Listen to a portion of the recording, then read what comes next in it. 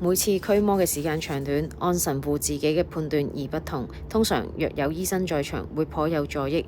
醫生不僅有助於驅魔師嘅初步診斷，也有助於決定驅魔過程嘅長短。當附魔者或者驅魔師感覺不適嘅時候，醫生可以建議應當何時結束這次嘅驅魔。驅魔師也可以確定再繼續這次驅魔是否有改善。喺呢度，我一直都係好希望在場係直接係有神父同醫生嘅合作。但係呢個願望一直10年都係冇嘅。